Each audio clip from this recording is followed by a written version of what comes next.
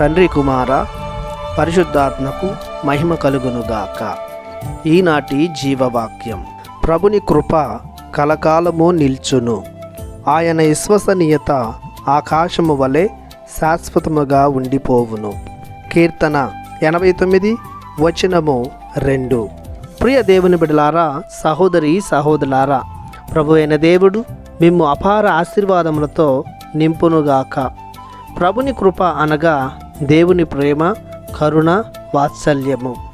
దేవుని లక్షణము, స్వభావము దేవుని కృపయే. తనను నమ్మిన వారిని, తనను అనుసరించు వారిని దేవుని కృప ఆవరించియుండును. వేకువజామున కురియు మంచుబోలే ఆయన తేజస్సు మనలందరినీ ఆవహించును. ముఖ్యంగా ప్రభువు విశ్వసనీయుడన్న సత్యాన్ని మనం అర్థం చేసుకోవాలి. ఆయన విశ్వసనీయత కలకాలం నిల్చును.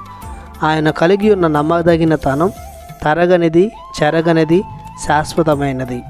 బలహీనులైన మానవులు ఆయనను నమ్మినను, నమ్మకున్నను, విడిచిపెట్టినను, వదిలివేసినను ప్రభువు మాత్రం వారిని విడువడు, ఎడబాయడు. లోకం గతిస్తుంది, సూర్య చంద్ర నక్షత్రాదులు గతిస్తాయి, కానీ దేవుని అండదండలు చిరకాలం నిలిచి ఉంటాయి. దేవుని కృపకు మరియు విశ్వసనీయతకు పాత్రులైన వారు ధన్యులు. వారు దైనందిన జీవితంలో అపారమైన భాగ్యాలను, ఆశీర్వాదాలను పొందుకుంటారు. వారు రేయు కలుగు అపాయములకు, పగలు సూర్యుని నుండి వచ్చు వేడిమికి చింతించనవసరం లేదు. తమ జీవితాలు శాంతితో, సమాధానముతో, ఆయుష్తో, ఆనందంతో, ఐశ్వర్యముతో, ధైర్యముతో నింపబడతాయి.